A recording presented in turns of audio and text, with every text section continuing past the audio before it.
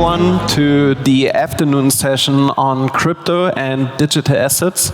It's a great pleasure for me to introduce our panelists of the next 45 minutes. I would like to ask Simon Seiter on stage. Simon is head of digital assets at Seiter Aufhäuser Lampe, the first bank in Germany that holds a full crypto custody license. I would like to ask Andreas Sack from DekaBank onto the stage. Andreas is leading the digital asset activities at DekaBank and also overseeing the current custody project at DekaBank. I would like to ask Max Heinzle joining us here on stage. Max is the CEO and founder of 21 Finance, and 21 Finance is among those players that will build on top of the DLT pilot regime a fully regulated trading and settlement infrastructure for DLT financial instruments. And last but not least, a veteran of the industry, I would say, Radoslav Albrecht, Radko. Please join us on stage. Radko is the founder of Bitbond. Bitbond was the company doing the first security token offering fully regulated here in Germany some years ago, and today is leading one of the globally leading tokenization engines and solution for regulated players in the market. Perfect. Guys, thank you so much for having you. Maybe let me set the scene before we dive in. I think 2022 has been a bumpy ride for crypto, and the collapse of large CeFi platforms has deeply shaken the confidence of investors, policymakers, and others in the underlying technology.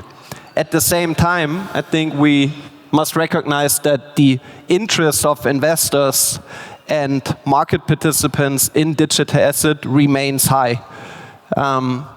Recent surveys on that topic also underline this ongoing high interest. I think based on new regulation, let it be the Electronic Securities Act here in Germany, the DLT pilot regime, or the markets and crypto assets regulation, banks, market infrastructure providers, and other regulated players in the ecosystem more and more have a foundation to really dive into digital assets and build sustainable business models. Larry Flink just recently mentioned that the next generation for markets, the next generation of securities, will be tokenized securities. Hearing this message from the CEO and founder of BlackRock, I think, underlines the fundamental potential of ledger-based security market infrastructures, and that's what we want to discuss today. But obviously, the question is, those next generation of markets, how will they specifically look like? And that's the topic we want to try to cover today in the panel. So let's kick it off. Simon, maybe starting with you. You have been working with Deutsche Börse for quite a while, so you know market infrastructure well. Moved to Seiter Aufhäuser Lampe. You have a security registry license.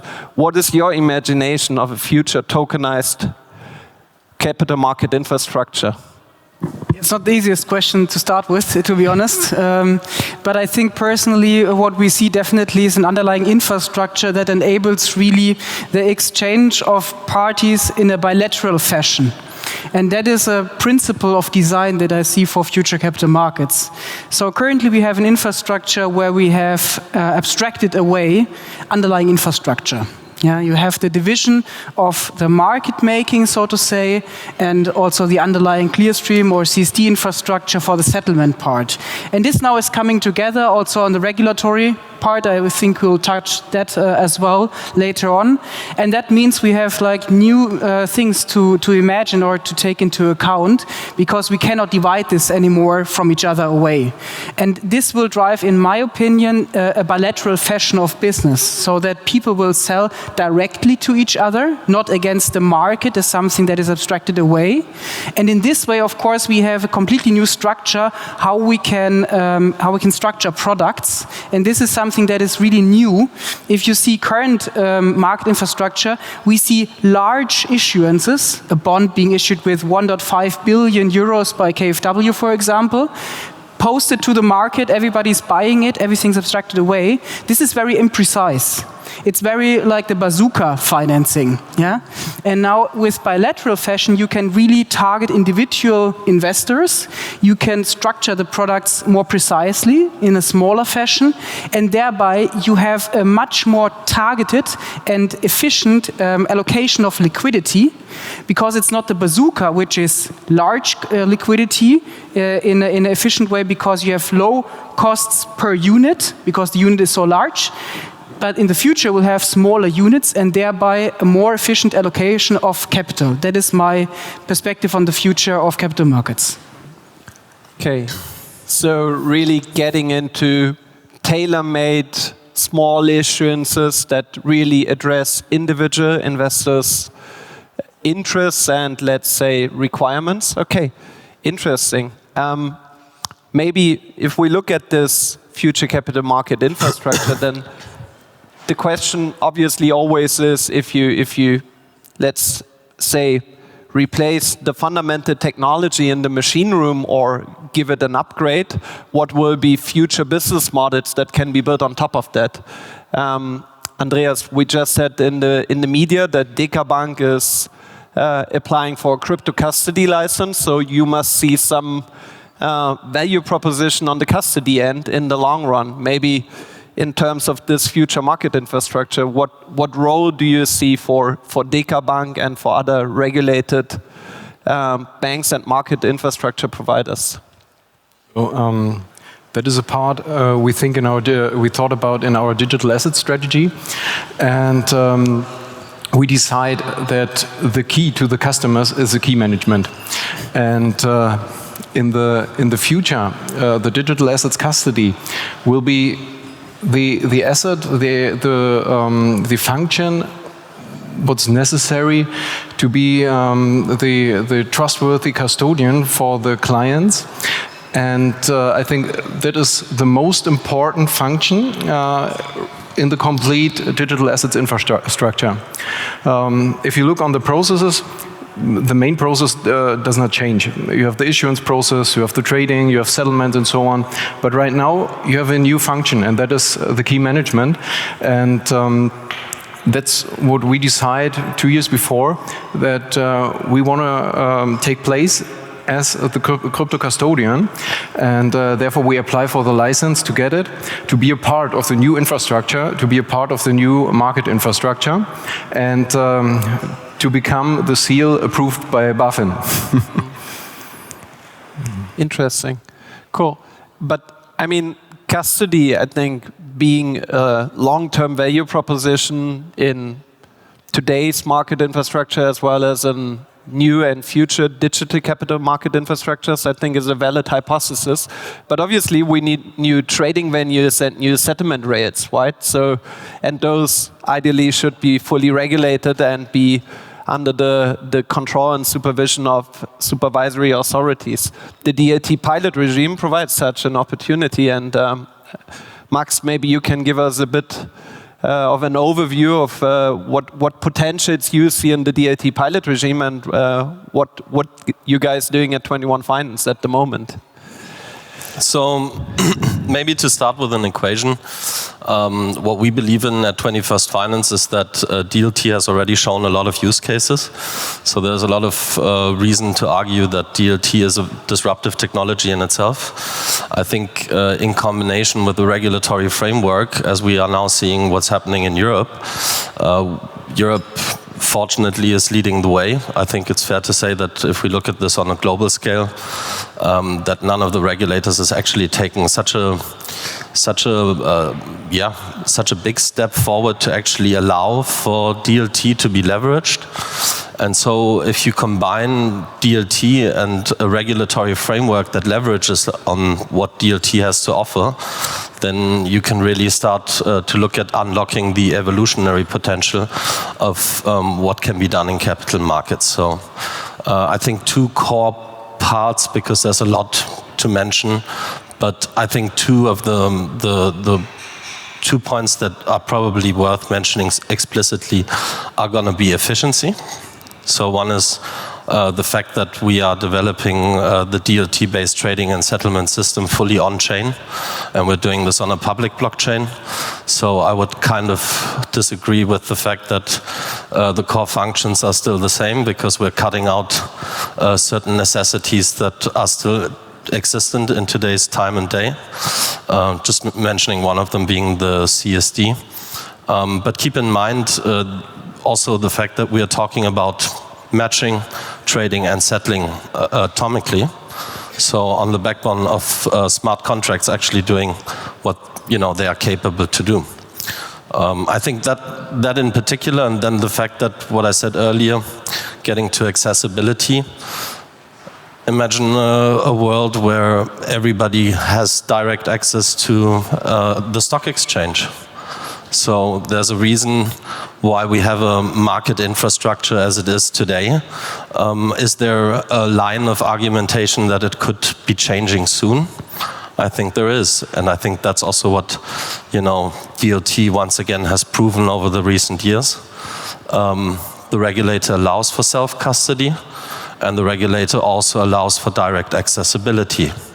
So, and I mean direct accessibility also for everyone that's in the room here, 18 years and older. So you don't need to go through a bank or another regulated service provider necessarily. So maybe just to add that, that is the disruptive potential. And at the same time, we are making sure that we are covering both an open market infrastructure to work together with existing market participants, but also to unleash the fury of what this technological and regulatory disruption is bringing. Exciting, but maybe Radko, you can shed some light on that topic. I see DekaBank working on the custody bit. You at Hauk, you already issued a digital bond according to the Electronic Securities Act.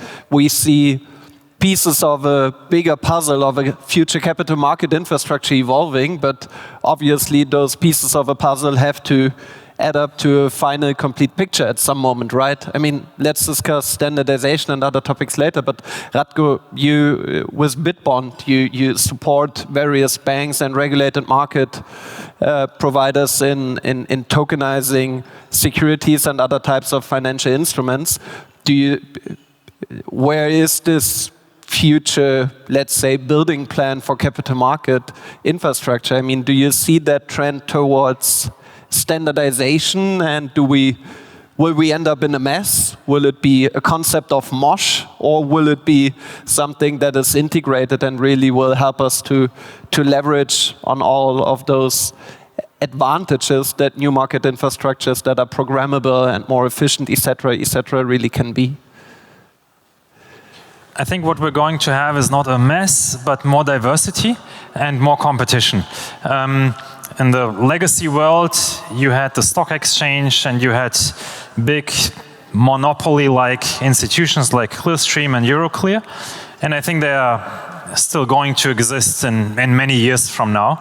But the question is whether they will capture, the big market share that they still have today, or whether we will see a lot of alternative ways for companies to raise capital and to trade assets, just like Simon described. You now have the opportunity to actually trade directly with each other, even between big institutions that need, or that formerly needed a trusted party in between them, that now have the technological means and the infrastructure available in the market to trade with each other directly.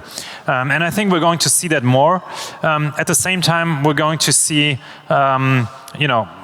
market participants that, for example, have been issuing capital markets products such as funds or retail structured products, becoming more accessible for smaller than just the large banks. And all of these developments ultimately, I think, will result in more competition and ultimately in a higher benefit to the end investor, to the end customer, and also to new entrants into the market that formerly could not compete with banks and some of the other financial markets participants. So I think we're going to have more diversity and more competition as a result of new technologies.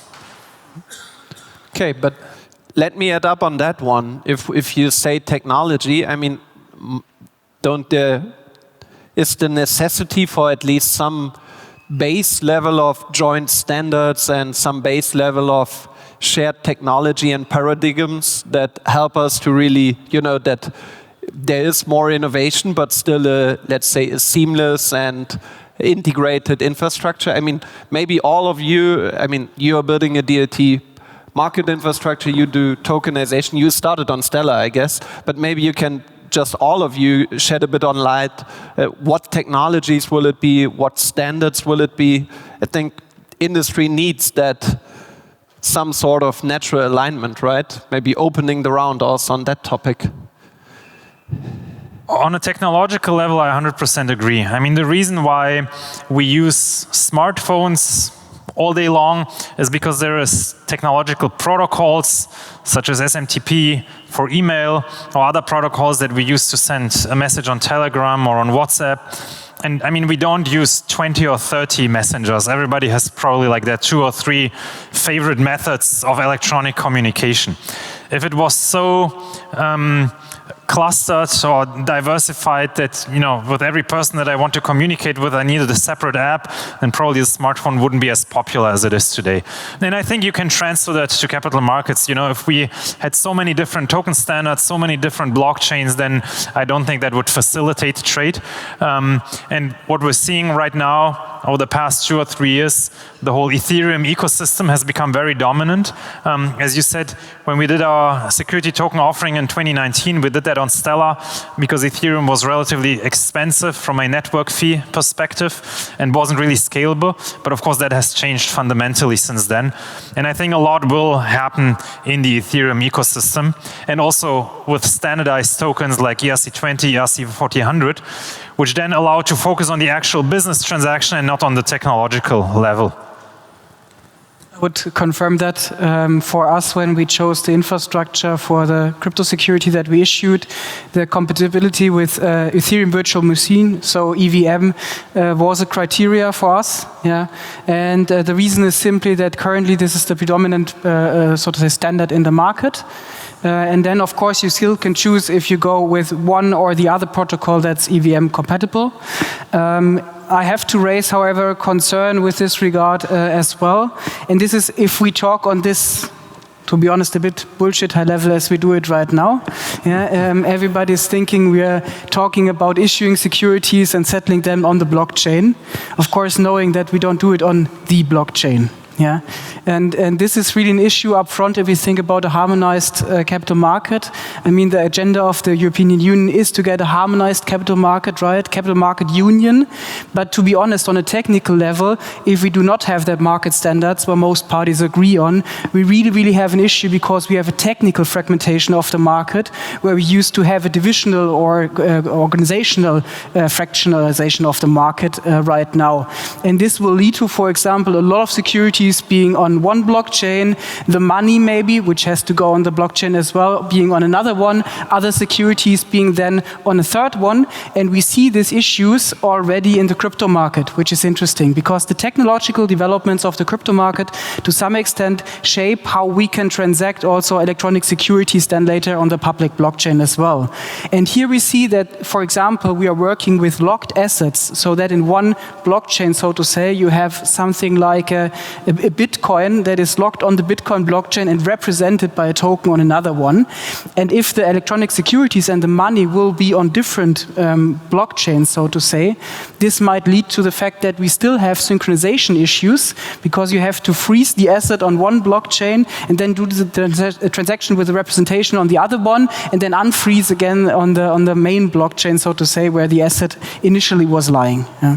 You cannot realize the potential benefits regarding the DLT infrastructure. But that is, if I look to the past, looking to the future, I think a lot of banks and the financial industry focused on one technology.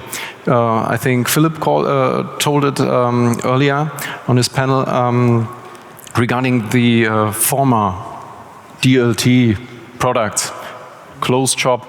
I think that is the development is going on. And for example, we look for the same. We want to see a standard. I think at the moment there is not one standard, but altogether we're working on it and looking for the ERC 1400, for example.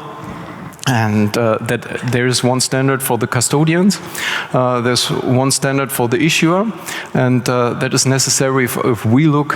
So, for example, we got some of the same processes in our companies, the issuance, the custody, and so on. We do not want to have different tokens.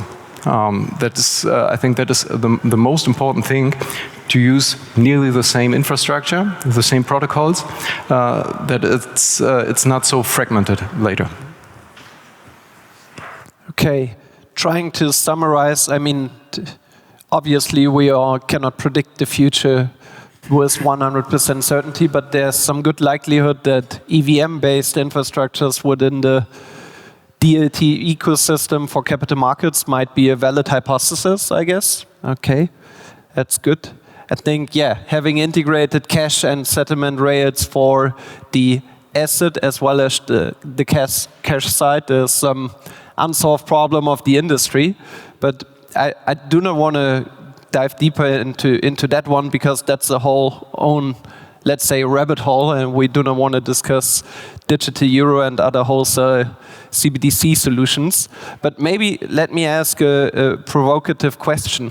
The electronic securities, so we all talked about this, distributed or DLT-based market infrastructures tokenizing into, or issuing tokenized instruments into those infrastructures, but the Electronic Securities Act in Germany also allows centralized or electronic securities being recorded into a centralized registry and then being, let's say, streamed into the entire capital market. So do we really need the blockchain for that future capital market infrastructure?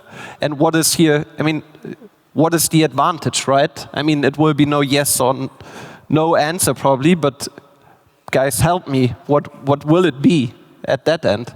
I might have historically touched that topic, so to say. Maybe you can start then. So I think the central register is good to get rid of the paper. And it increases the, so to say, the digital throughput of the process. So it's a further digitalization of the process, but in my opinion, it won't change the fundamentally structure that I mentioned at the very front of this discussion. So you cannot build a central register in a fashion that it enables bilateral transactions, because you always have to get back to the central register to align with each other. In the decentral register, both parties can agree on a transaction and the whole ledger is updated. That's the decentralized fashion of this network and the decentralized register. And so I would say it's a good step. Yeah, and it makes sense. It helps also to get the capital market further to a digital future. But for me, it stops at the digital process, and it doesn't enable this digital product, and it doesn't also enable the bilateral fashion of transactions. So we will stick in a structural way, in a similar structure maybe as we have it today. Any other opinions here? I think if you're looking to the function of a register, it's not necessary to have a blockchain. But if you are looking to the whole process chain, there's no other option than using a blockchain.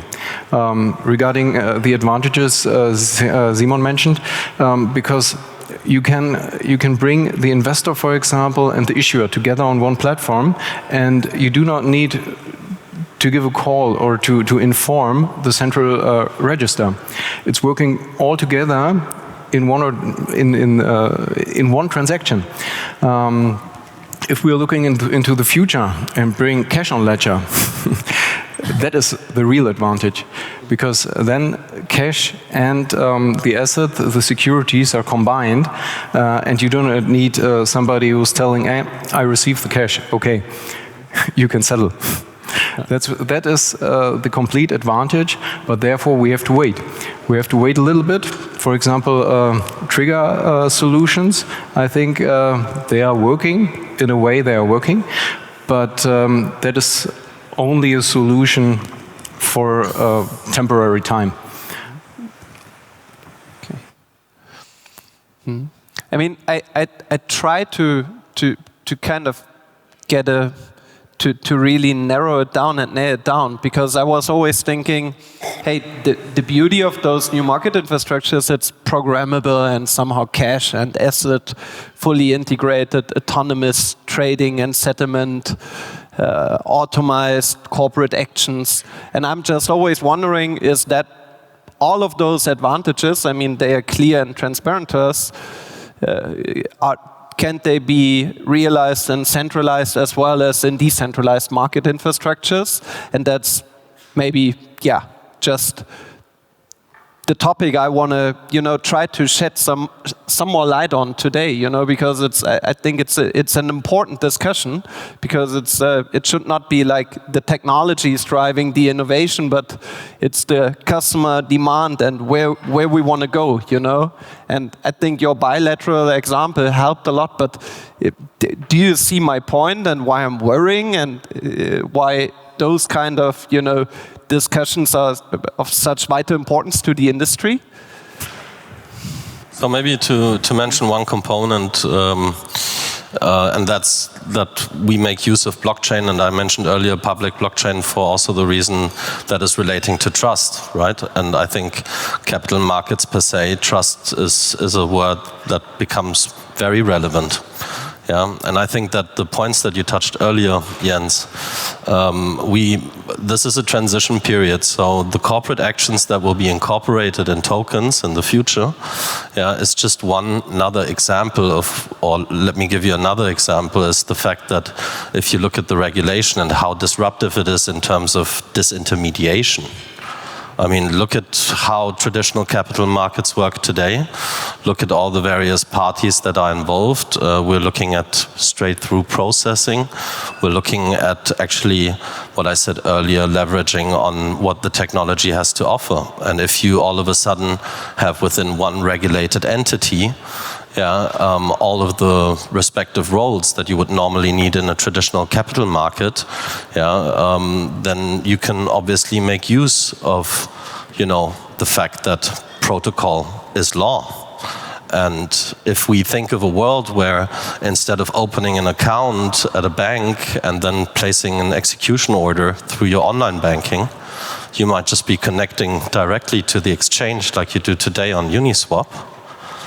And when you press enter, that's actually an execution order. By the way, that will be multilateral and not bilateral. Then that makes all of a sudden a lot of sense. Yeah, you are executing on the backbone of smart contracts, and the protocol and the smart contracts are working their magic. So I think that's a very strong case for why to do it on chain.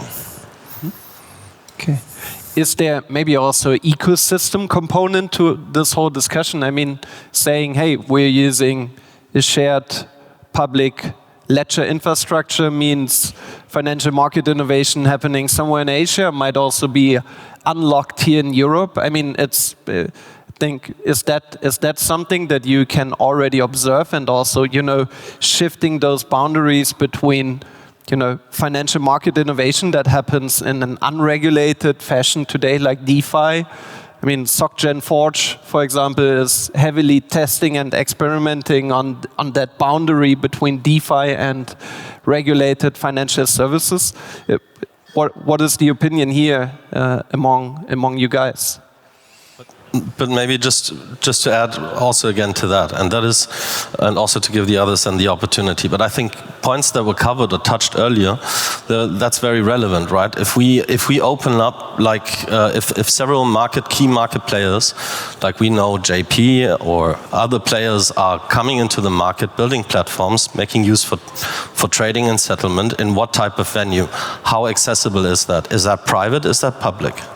Yeah, and asking and raising the question of having to lock assets on one chain because all of a sudden you're moving them to another chain. I mean, interoperability is going to be one of the key parts.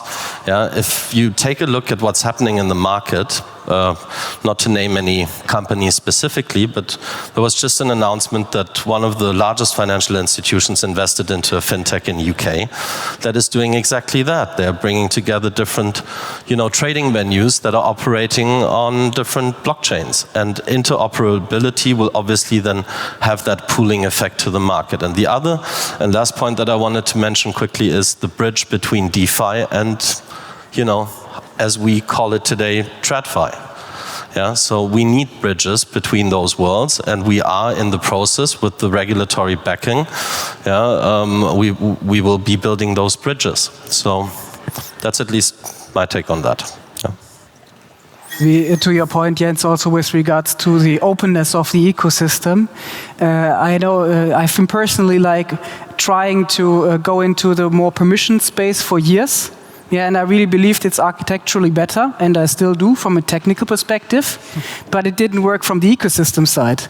So there was a good technical infrastructure for having some permissions on-chain, basically, and thereby enabling transactions in a more safe and secure way than on public chains. But currently we are taking the very, very conscious decision to put our assets on public chains, even the security side. And the reason is simply the ecosystem and the connectivity. And we have connectivity in the existing worlds through large parties that have collected networks, and now we have these public networks which open up access to basically everyone, and it's easier to get somebody that already has a node on a public chain in a permissioned environment within this public chain than to build, so to say, permissioned networks and get everybody on board on the permissioned networks up front. So it's, I think, a question of order. Yeah, do you start with getting somebody in the tech, or do you start with at first building the regulatory hurdles and then doing the transactions? Yeah, exciting. But could we then maybe say, I mean, we're just some guys from the industry discussing that topic, right? But if we would try to summarize then, so future capital market infrastructure might be more diverse, as I figured out. It will be more based on public infrastructures that allow open ecosystems of innovation. Will we see regulated trust anchors that provide access to those market infrastructures? I think those are all topics we might agree on. I think custody is one of the core functionalities and services also within such a new market infrastructure. I think there, we are getting a bit clearer picture of where this might go in the future, but let's face reality, things also have been tough recently, right? I mean, ASX, for example, the Australian Stock Exchange, has been working on replacing its post-trade settlement system, CHESS, by a DLT-based infrastructure for 5 years and cancelled the whole project with 250 million euros of IT investments going to zero. So what can we learn from the things that went wrong in the past? You mentioned moving from private more to public. What can you advise to the people in the room to what are best practices here? If I may throw in something, often in these projects, people get very excited about the technology and what they are building, and sometimes forget to take into account what the customer actually needs and wants, and what is the customer willing to pay for. And I think this is one of the biggest risks in technological transformation projects, because at some point people get so caught up and excited about the technological aspects that they forget what is actually the value and the benefit that they want to provide to the customer. But ultimately, this is what's going to drive the landscape of different capital markets infrastructures that we are going to see. I think it will be use case driven, so I think there will be asset classes where legacy infrastructure will just continue to function as well as it does right now and will just continue to be used. But then there are niches or areas that are growing quite fast, where new types of approaches like decentralized exchanges, which personally I believe are an excellent way to trade within certain types of assets will simply grow and will take away market share, from the legacy systems. But again, I think this is going to be driven by what traders, what investors, what customers ultimately need and what they are willing to pay for. So the market kind of will go through that discovery process, and only those will survive, and only those will be able to, introduce new forms of trading, new forms of capital markets infrastructure that still have the customer and the trader in mind. I 100% would agree with what Radko just said. I'm totally with you, and I think that actually concerns not only the usability aspects of it, as we all know, because that is key, but it actually also means you need to have lower hanging fruits, and that could be fees. That could be the fact that that maybe with this new infrastructure, things become a lot more efficient, and therefore you have more to work with on the cost side. From my point of view, from the bank point of view, and from an asset manager, I agree with Radko. We are use case driven, but the times before, I think the digital assets or the DLT space was a little bit infrastructure driven, and that is not so easy for the, I said, traditional banks like we are. We are looking for the use cases. We are looking for the products we can offer to our clients right now or later, and then we look for the best fit in infrastructure. And I think this economy at the moment around DLT and blockchain and so on, it's very dominated due to infrastructure-driven ideas, and that is not every time the best fit for the customers.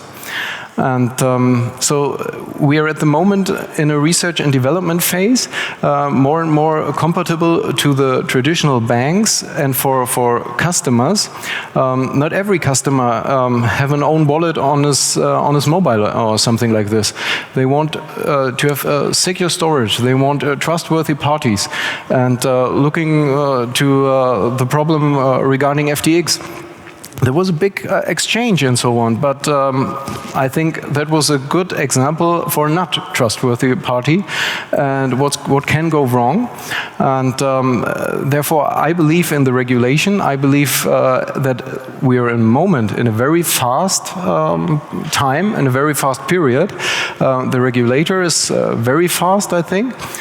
Maybe the infrastructure companies said they're too slow, but looking in the past, we're at the moment in a very disruptive time for regulation, for the products, looking for the Electronic Security Act. That was in such a short period. We got the bonds, the elektronische Wertpapiere in force. Right now we are with the crypto funds in force, and later on the crypto stocks will come. I think that is a development we have to work with, and we have to start this journey with our companies and find the best products for our clients regarding these infrastructures. I have some core beliefs, I would say, that I try to anchor in the bank as dogmas. Yeah. And this is, for example, that I try to put everything on chain as much as possible.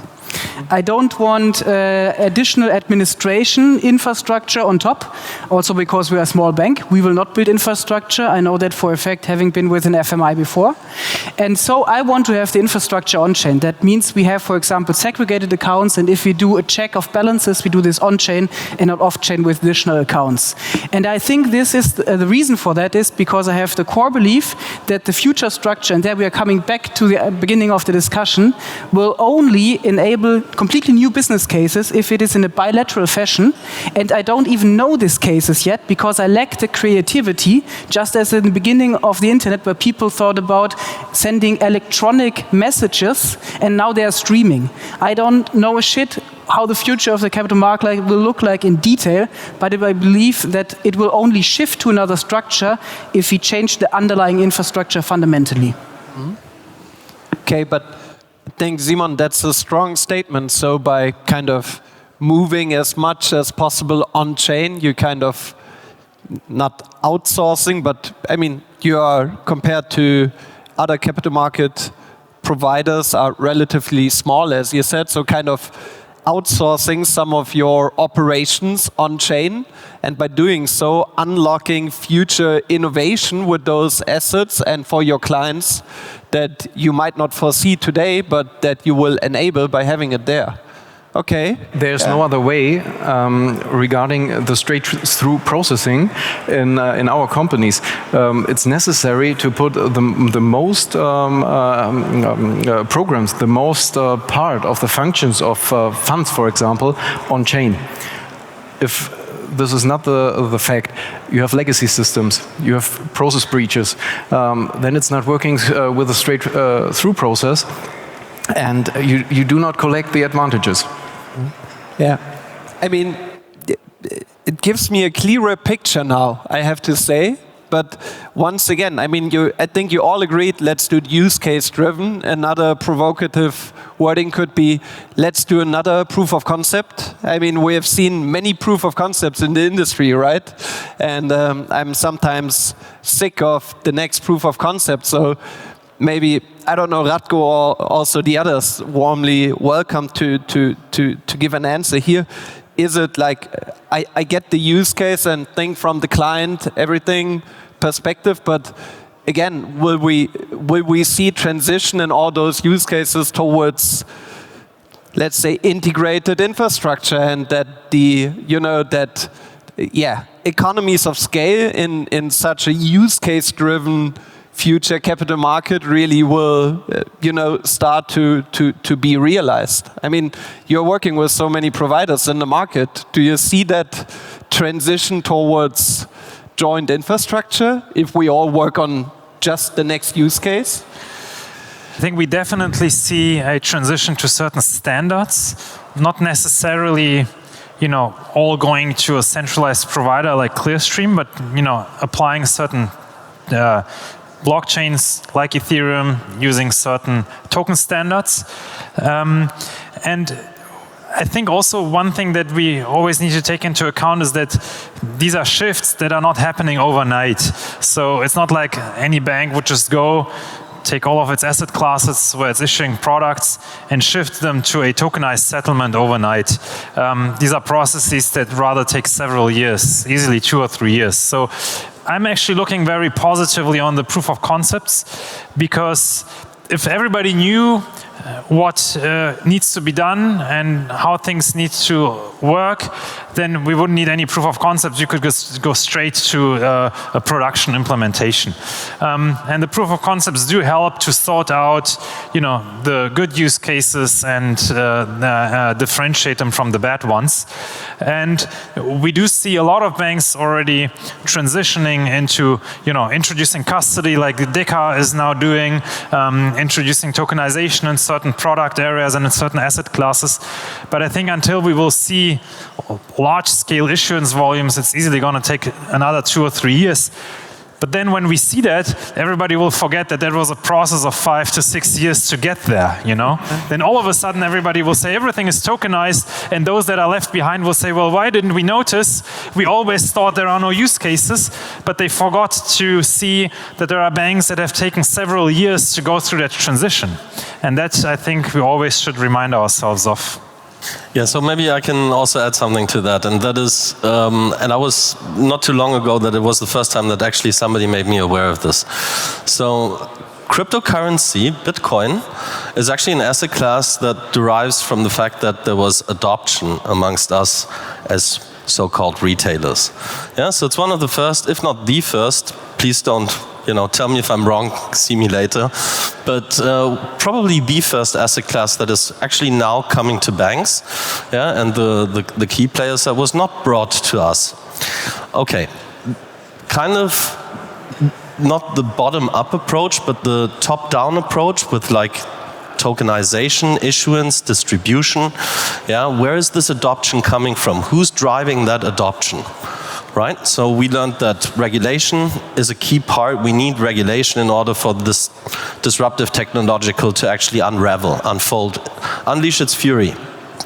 But maybe it's also more being driven by the issuers. Maybe it's the segment that is being left out today, the rather illiquid structures, products that are making a push for this, small, medium-sized enterprises, and the ones that want to actually tokenize, issue, and actually get access to alternative distribution channels. And one last comment. So currently we're working with one of the largest financial service providers in the world. And what fascinates me about the work that we do is that you actually get to see at some stages behind the curtains. So if you take a key player in global financial services worldwide and you take a look at the fact that these guys, they have what, $3 trillion US in assets under management, but they have been putting together the entire value chain of what it needs in order to actually transition their business into tokenized assets and also enabling tradability and bringing liquidity. So I think we're just on the verge. I agree with what you say. I think it's going to take some years' time. But keep in mind, I mean, what are the dimensions between what we call crypto today and what are digital securities? And what's the potential of a global asset market that is 1,500 trillion and more? Yeah. Yeah, but yeah, I really liked your statement, Radko. As soon as the new capital market ecosystem is there, nobody will ask what was the transition period getting there, right? We'll all just be like, oh yeah, it will feel natural from day one. Maybe to just close it up, we have another 5 minutes left or so. One provocative hypothesis from my side, and then maybe closing remarks from you guys. Well, I think we learned about new market infrastructure today, and that will be programmable, right? Issuance will be an interesting field to build a sustainable business model for bank and other regulated market participants, and custody, I guess, is the other piece.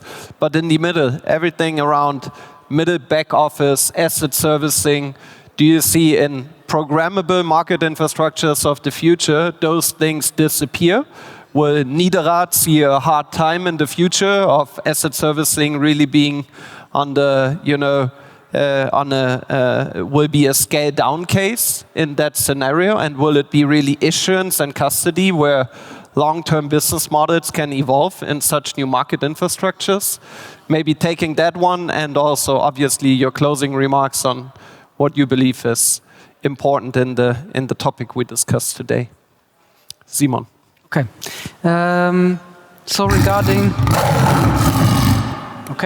So regarding your hypotheses, I would say this will come for sure, but at a later stage.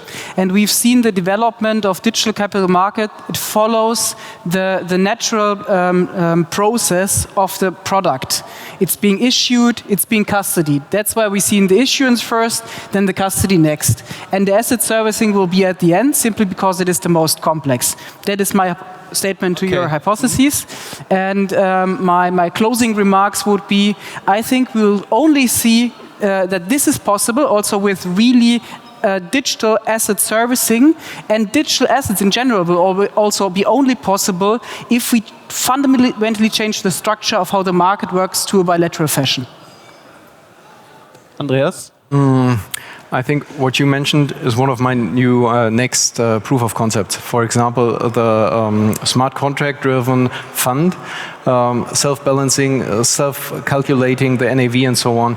And I think this is, if this is working, it is one of the longest process chain what is combined in one smart contract. And if this is working in the next 1, 2, or 3 years, I'm very happy with this. Yeah, so my final statement is, this is really happening. Don't miss the train. And also the fact that tokenization has been already taking place for quite some time, also of digital securities. But at least in my point of view, it's obvious that what was missing was critical infrastructure and regulation. And we have that. And I think people should also see how forward moving or how how Europe is actually leading the way, what I said earlier globally. Yeah, Europe is taking a huge step forward. I invite everybody to take a look at what the DLT pilot regime actually means. Also for capital markets, what I said earlier, the level of disintermediation, it's mind-boggling. So I think we are in the middle of the evolution of capital markets. It's happening. Ratko? So my closing remark is an encouragement. I think the speed by which we transition to a more digital and decentralized capital market infrastructure will be much, much higher if everybody actually understands what it means to deal with tokenized assets and to run their own wallet. So everybody in the room who doesn't have a wallet yet, install one and get your hands on some tokens, or even create some own tokens and start to use it. The aha moment is worth way more than listening to us for 2 or 3 more hours.